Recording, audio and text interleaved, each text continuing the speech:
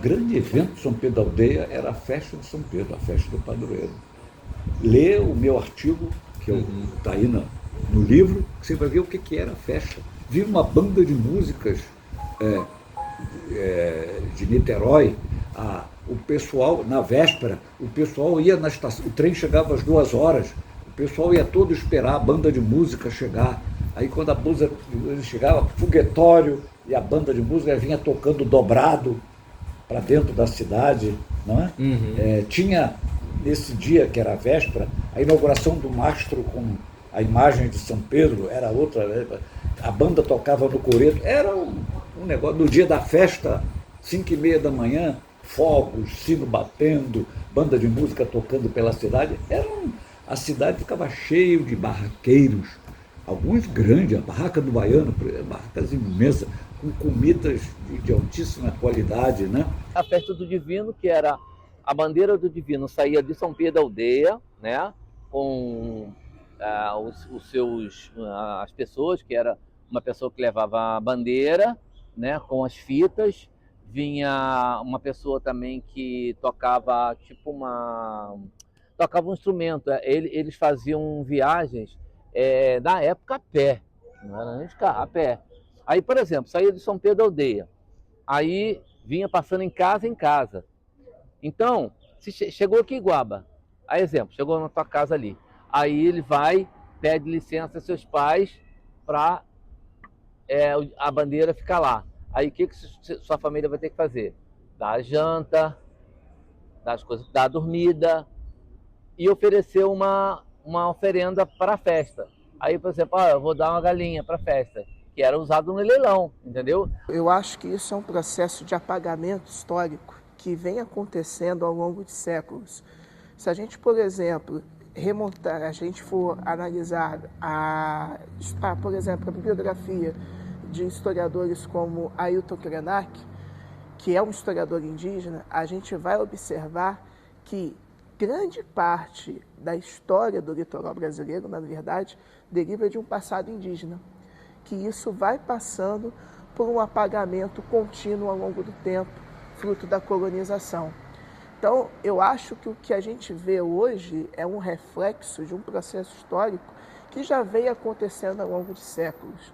Pouquíssimas pessoas sabem que o primeiro nome de Cabo Frio foi Jecaí, que deriva justamente de uma pimenta, de uma comida indígena. Talvez o maior responsável seja o crescimento rápido da população com base em pessoal de fora. E esse pessoal de fora não valoriza tanto isso, não viveu, não sentiu, não viu como era isso no passado. Então não está engajado. A globalização. E esse movimento foi mudando. Essa questão do jovem sair para ir para outros lugares, nem tanto, porque quem fica, se a cultura estivesse viva, ela iria continuar, entendeu? Porque essa questão de o jovem sair daqui para ir para outra cidade buscar oportunidades, não só nos estudos, mas como no trabalho, era peculiar nosso aqui, entendeu? Desde a época dos anos 30, 40, 50, os jovens já saíam. Naquela época, a oportunidade de trabalho aqui era a salina, era a agricultura. E quando o cara chegava, eu não quero ter uma oportunidade, eu não quero ficar na salina, porque a salina era muito árdua, ou a agricultura ainda é árdua. Eles saíam para trabalhar no Rio de Janeiro. Não, perderam a força, perderam o significado, pouca gente sabe, né? E você vê o seguinte, né? O que seria a mãe do ouro?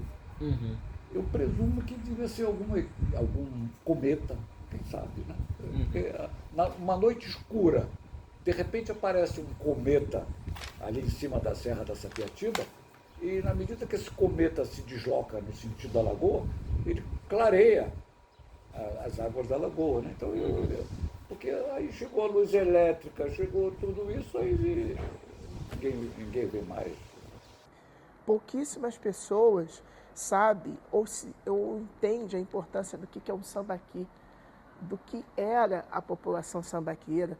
É muito interessante quando a gente encontra pessoas até de 40, 50 anos e às vezes elas não se dão conta da importância daquele complexo arquitetônico ali em volta do Lido, ali em volta da Duna Preta. Ali na década de 70 foram feitas diversas escavações por uma equipe do Museu Nacional chefiada pela arqueóloga Lina Caneip, que era o suprassumo da arqueologia brasileira na época. Então ali você tem um objeto de estudo riquíssimo em termos patrimoniais e que a gente muitas das vezes nem sequer faz ideia do que existiu ali. E aí o que a gente entra a partir desse ponto? Para que você tenha a conscientização da importância da preservação, é necessário que você saiba a sua história. É necessário que você entenda qual é a importância daquele espaço, o que foi aquele espaço. O leilão acabou. Tinha os leilões, né? A maioria das festas religiosas tinha os leilões. E muitas pessoas iam para o leilão para ganhar as coisas. Então, por exemplo, uma pessoa doava um porco, outro doava uma galinha, doava um boi, e colocava no leilão. Ó, eu estou dando um boi. Aí o locutor, né, chega no momento e ele anuncia, olha, vamos leiloar um boi. Aí dava os lances, como é um leilão normal. Mas assim, era uma diversão e era uma coisa séria mesmo. O pessoal pagava para ajudar a festa e adquiria o animal, né, que era um doado, né, para esse leilão. O obelisco da Praça Porto Rocha era onde ficava o Pelourinho. Onde esse Pelourinho se encontra atualmente? Ele está no Cáritas, ali no jardim, onde tem ali a pedra do Marco de Sesmarias de São Bento ao lado. Esse Pelourinho, inclusive, é um dos 10 pelourinhos mais antigos do Brasil. Pouca gente sabe da relevância dele, porque é uma pedra que você vê ali no jardim.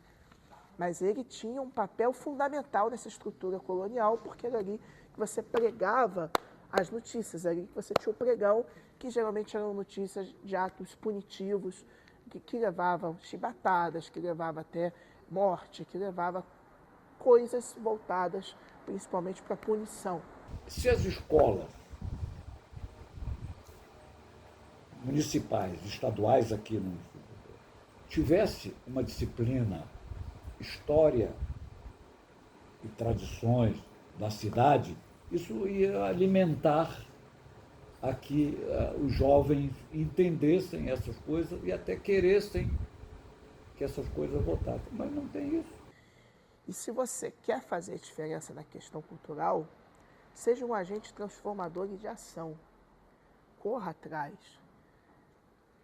Sabe, é melhor você fazer um pouco, mas fazer alguma coisa do que você não fazer nada. Do que você ficar parado. E só dizer o que poderia ser feito ou só reclamar.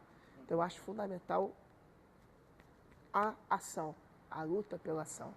Memória, história e memória têm uma relação muito grande. Quem esquece o seu passado, não sabe quem é, perde a sua identidade. Então, a gente tem que buscar a nossa identidade. Quais são os nossos valores? O que as nossas famílias fizeram para fazer de São Pedro da Aldeia o que ela é hoje? Isso não pode ser esquecido.